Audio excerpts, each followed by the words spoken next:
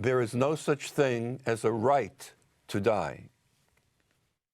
But I believe there is such a thing as the freedom to participate in dangerous religious rituals if it's your deep conviction. The American Religious Town Hall meeting is now in session.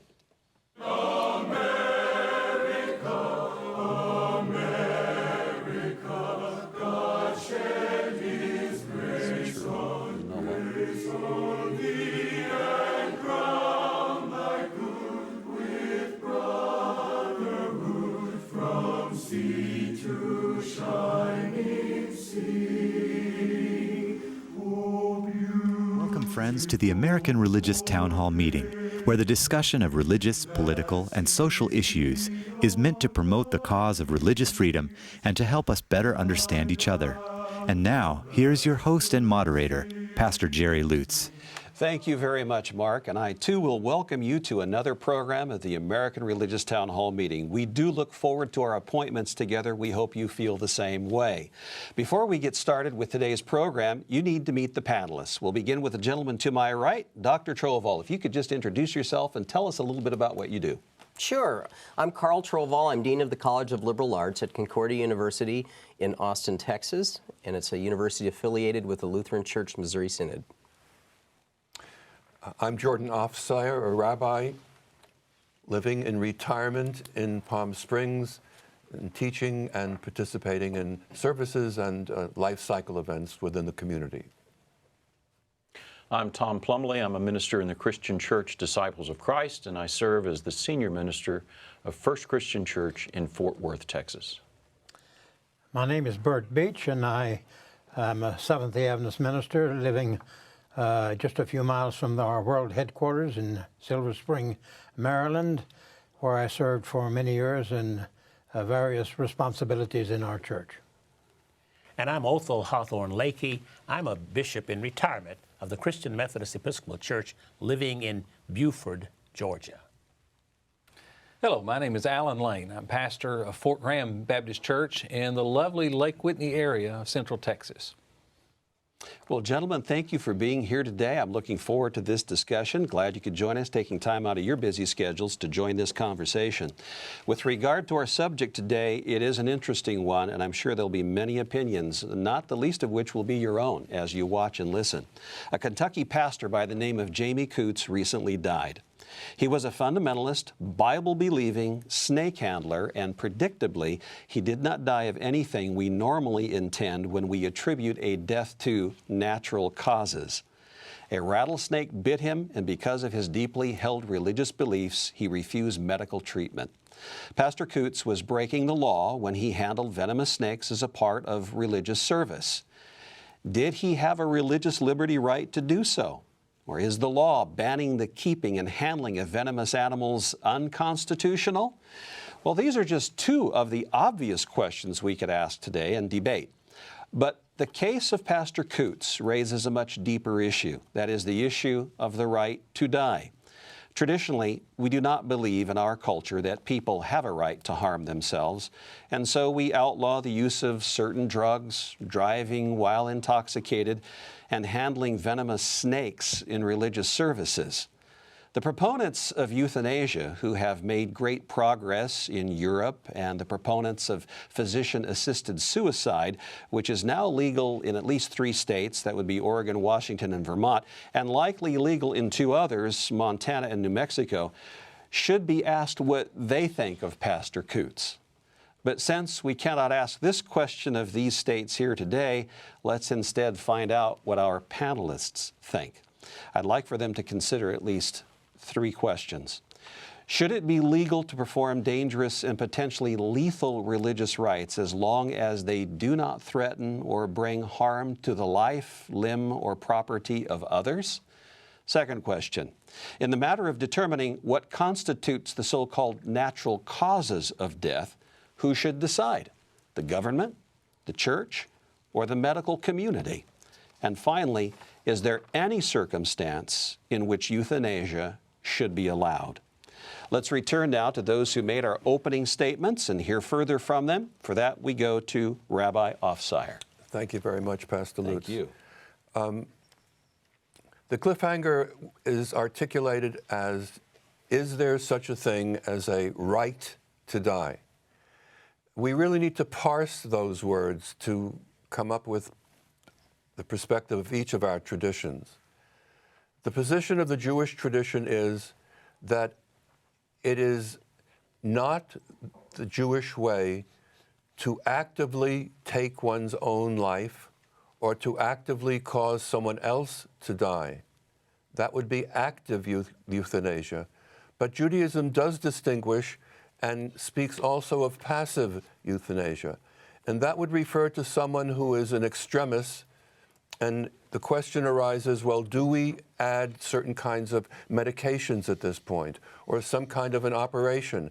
And Judaism would say that if the person is going to die clearly in a very short period of time, one would not take active steps to end that person's life, but one might withhold certain kinds of medications or processes or procedures that might hasten death.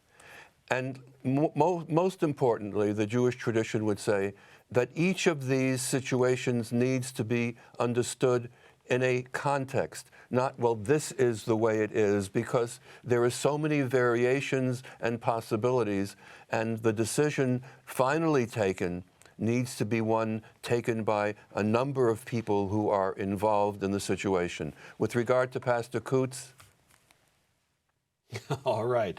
Thank you very much. A picture's worth 1,000 words. Let's come across the table to Dr. Trovall. You also opened. If you could please expand your thoughts. Yes, I noticed that the statement had moved into euthanasia, which I think is slightly moving the conversation in a direction that I really don't want it to go in. And that's why I was deliberately provocative in my statement that that it should be legal to perform dangerous and potentially lethal legal rites as long as they don't threaten or bring harm. That's the first question. Yes. And the reason I do is because, and I want to be clear, no Lutheran accepts the interpretation of snake handling as Pastor Coots does, takes it literally. That's a whole interpretive question about what's going, or did, yes, thank you.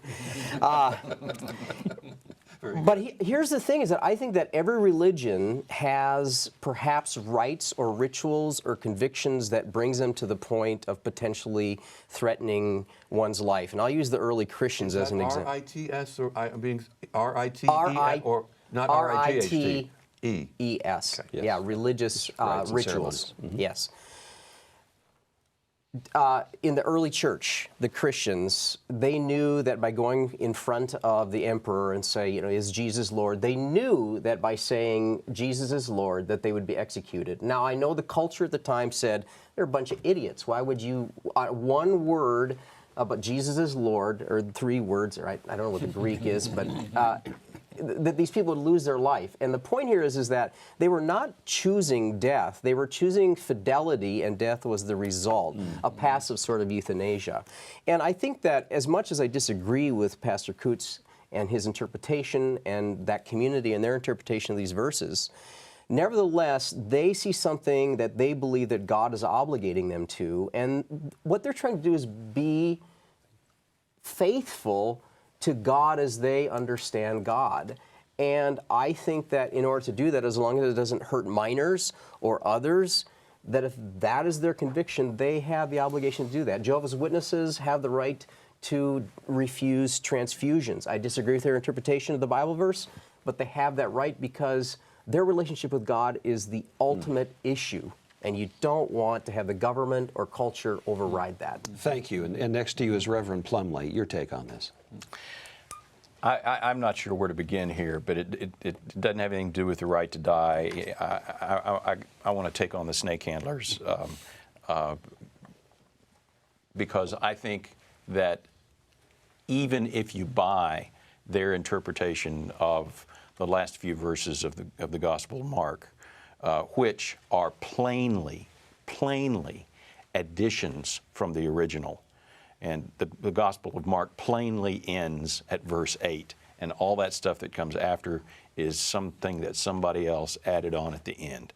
And that's the only place that you get this notion of those who are who are righteous will do this and will do that, and will take up snakes and handle them and not be hurt, and will drink poison and not be hurt.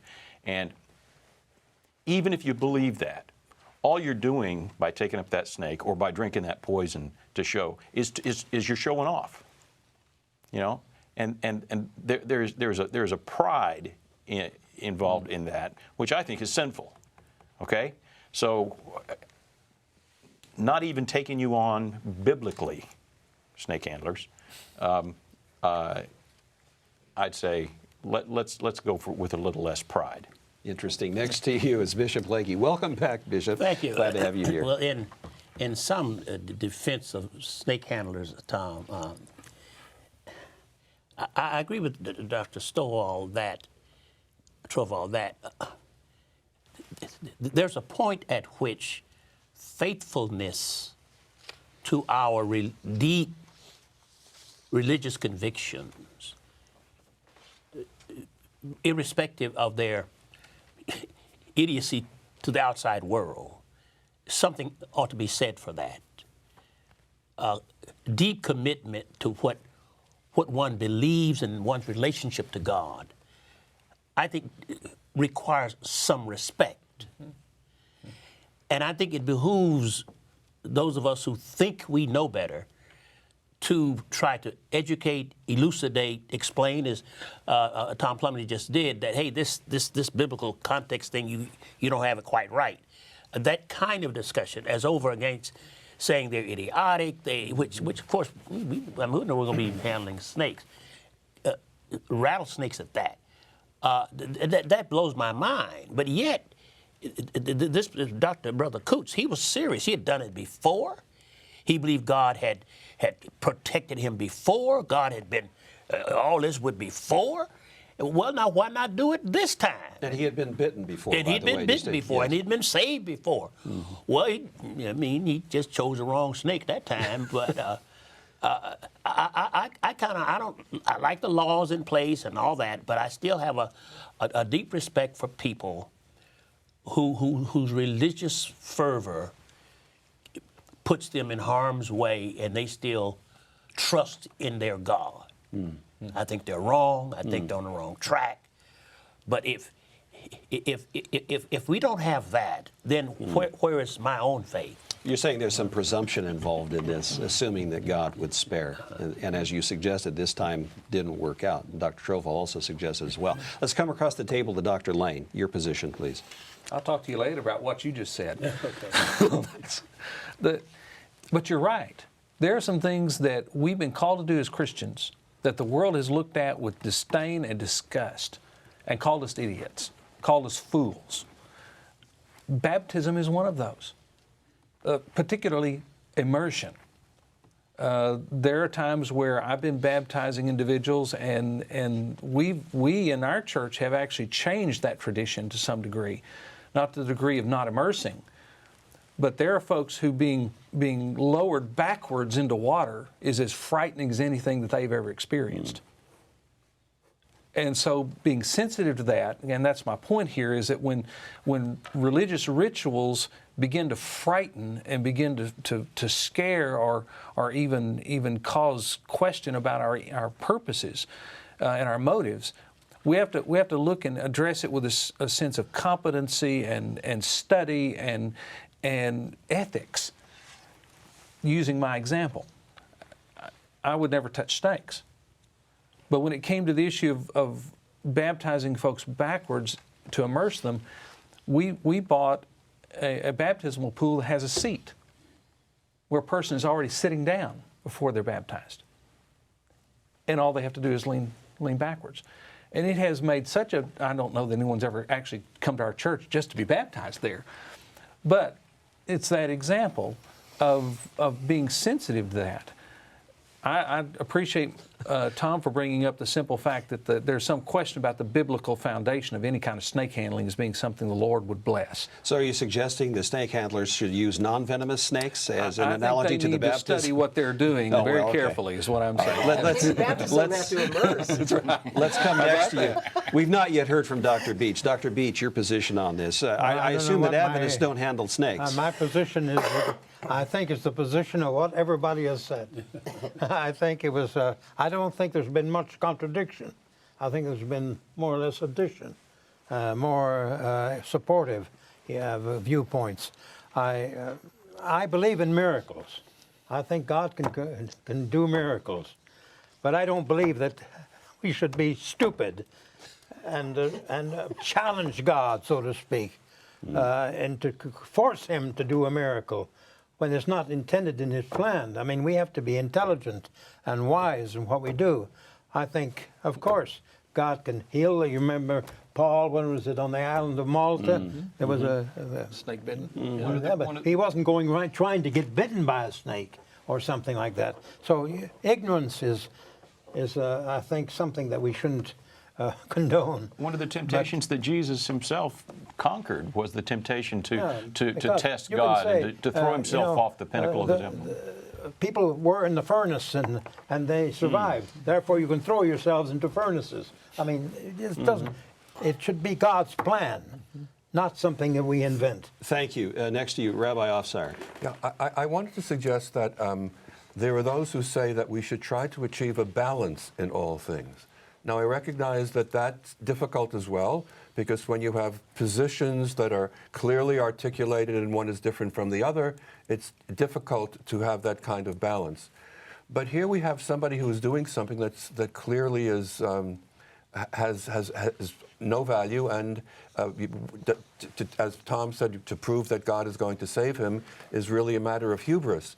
And so, to conclude, yes, we want freedom of religion, but we also want freedom from certain kinds of religion, and we shouldn't say just because there is freedom of religion that this is something that should represent religion. So, but does that freedom of religion include the right to die, to refuse medical treatment and say, I've gotten bitten and I'm not going to have any treatment? I think there's a difference between right to die and right to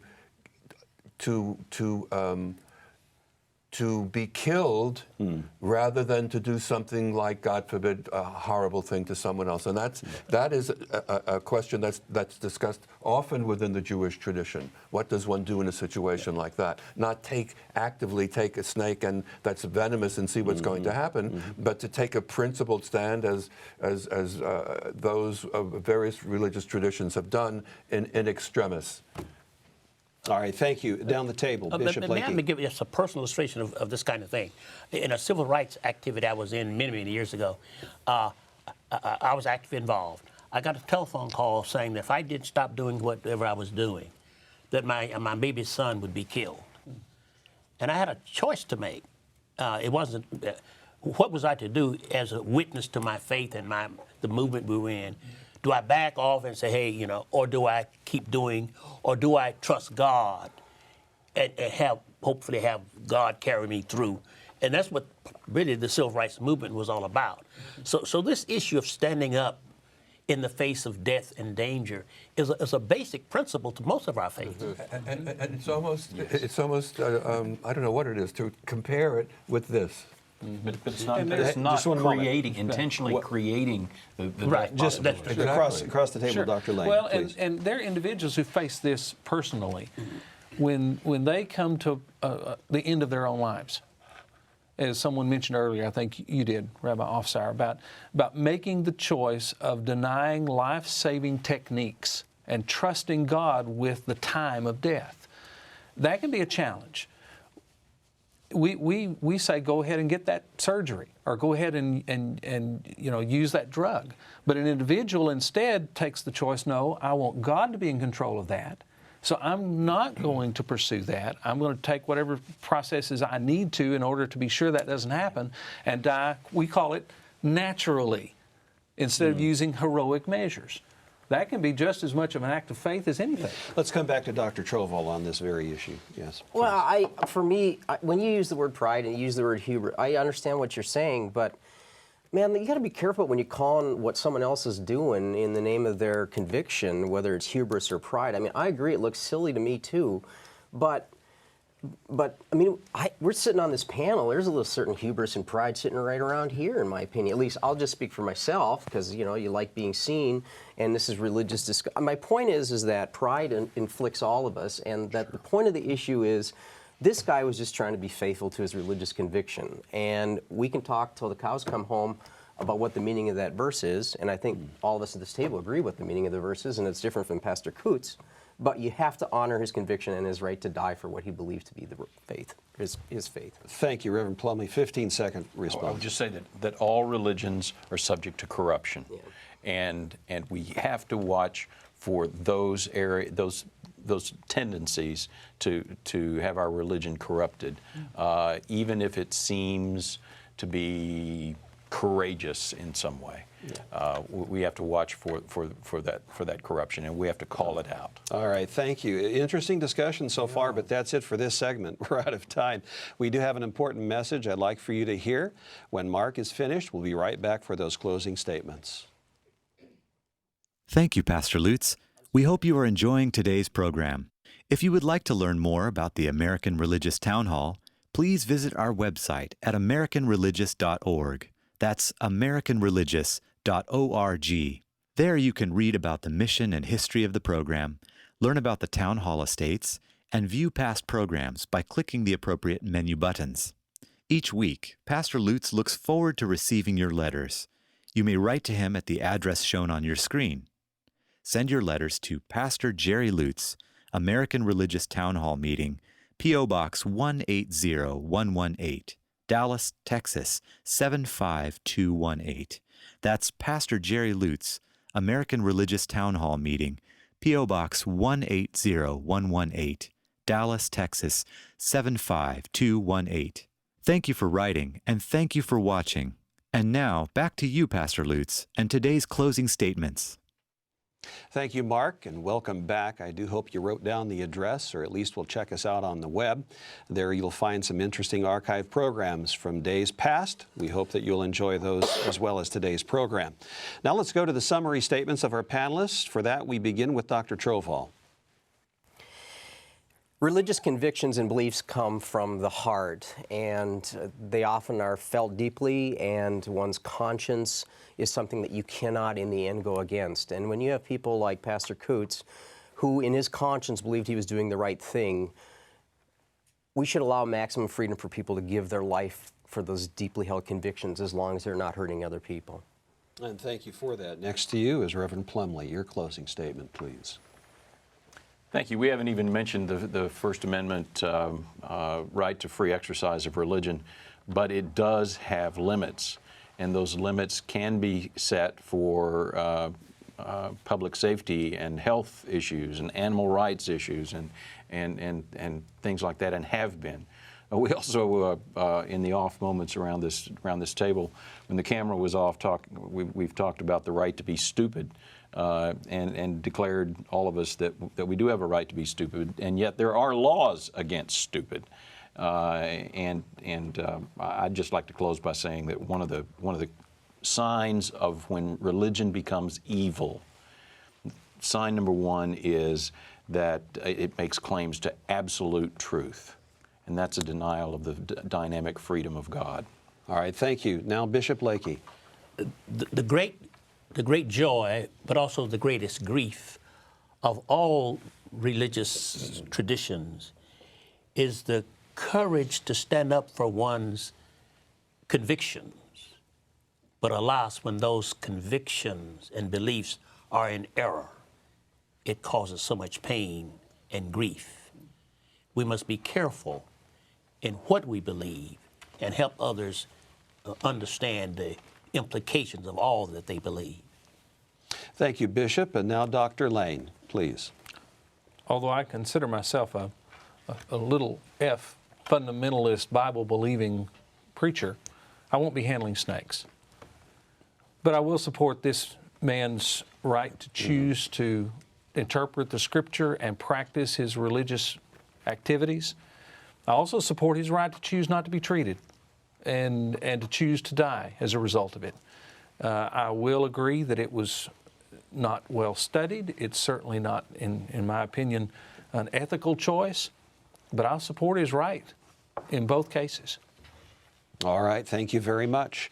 And now Dr. Beach. Some of these issues, I think, are very, very complicated when you go to extreme cases and so on. Some way, if they're very extreme, they become easy to deal with, but when they're kind of borderline, it's not so easy to deal with. I think that that a person has a right of his convictions and should live by his convictions, but I don't think that a person should overdo that. There's, I think, an Italian word that comes to me, impotente, I think it is, where you are trying to be over-powerful, forcing God to do what you expect him to do. And that is an exaggeration, I think. And some people, when they feel that they want to jump off the cliff, well, they better see if there's some water down below before they do that, instead of finding out whether God will send an angel to gather them up before they land. I mean, that kind of faith is very questionable in my sight. All right, thank you, Dr. Beach. And now Rabbi Ofseyer, your summary. I will be very brief intentionally, and what I want to do quickly is to summarize the alternatives. And I want to do it this way. Yes, surely to religious freedom. No to therefore anything goes. We want to advocate for religious freedom, but we want to do so in a way that is reflective and balanced, and we should not take the position that since we advocate religious freedom, anything and everything goes. They or it should not. All right, thank you very much. And gentlemen, thank you for being here today. It's been a very interesting subject, to say the least. We might not agree entirely, but it certainly is good to have a place like this to come and express our views. And I hope that you at home, as you're watching either by way of the internet or on television, have enjoyed this kind of discussion. It ranges far and wide. If you tune in next time, you'll find an entirely different perspective on some other matters. And that's what I think what makes this program really work. And we're glad that you're a part of it and look forward to having you join us again next time. But until then, the Charter of the American Religious Town Hall provides that Roman Catholics, Protestants, Jews, educators, and others may appear on this program and can declare their beliefs without hesitancy. And the rest of the members of the panel will uphold and guarantee that American right to all who will appear, irrespective of race or creed, so that the rest of the world can see that here in America, we believe in civil and religious freedom, not only in theory, but in reality. And so now, friends, until next week at the same time and over the very same channel, the American Religious Town Hall meeting stands adjourned. Now may the God of all of us bless all of you.